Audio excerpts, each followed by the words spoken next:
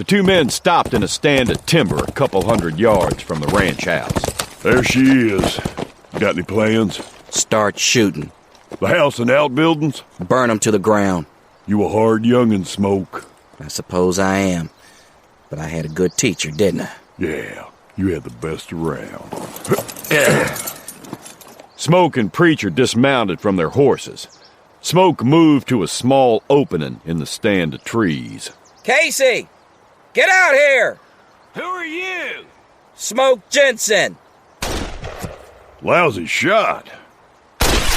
Shit, I guess he ain't that bad. You tuck him in that ravine over there. I think I'll ease around to the back. I'll stay here and worry him some. You be careful. Don't worry. Of course not. Why in the world would I do that? Preacher glanced up at the sky. 7, maybe 8 hours till dark. We'll be through before then. Smoke slipped into an arroyo that half-circled the house, ending up at the rear of the ranch house. 50 yards behind the house, he found cover in a small clump of trees and settled down to pick his targets. A man got careless inside the house and offered part of his forearm on a sill. My arm! In front of the house, Preacher found the target and cut loose with his Henry. Smoke ducked down in the small thicket of trees. You hands! You sure you want to die for Casey? A couple of your buddies already bought it a few miles back. One of them wearing a black shirt. Your daddy ride with Mosby? That's right. Your brother named Luke? Yeah. He was shot in the back and the gold he was guarding stolen. Potter shot him, not me. You got no call to do this. Ride on out and forget it. It's fire and hell damn! Jensen! The name is Barry! I come from Nevada! Didn't have nothing to do with no war! Never been no further east than the ladder in Kansas! Another fella here's the same as me! We herd cattle! Don't get no fighting wages! You let us ride out? Get your horses and ride on out! Barry and his partner got on their horses and had just made it to the center of the backyard. Nice folks in there. Shot their own men in the back. Makes me want to kill them even more. Smoke followed the arroyo until the bunkhouse was between him and the main house. In a pile behind the bunkhouse, he found sticks and rags. In the bunkhouse, he found a jar of coal oil.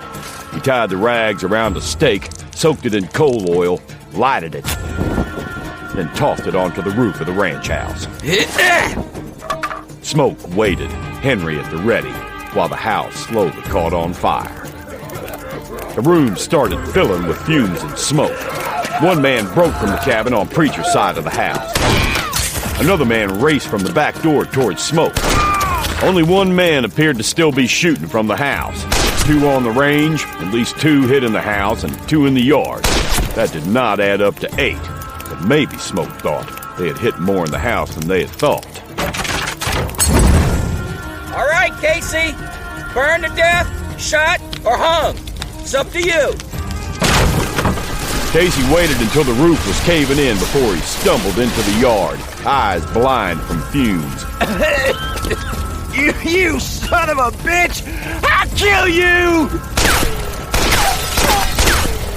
When Casey's pistol was empty, Smoke walked up to the man. Casey was out cold. Smoke began tying his hands behind him with rawhide. What do you figure on doing with him? I intend to take him just outside of town, by the creek, and hang him. Lord, I just can't figure out where you got that mean streak, boy. Seeing as how you was raised, well, at least partly, by a gentle old man like me.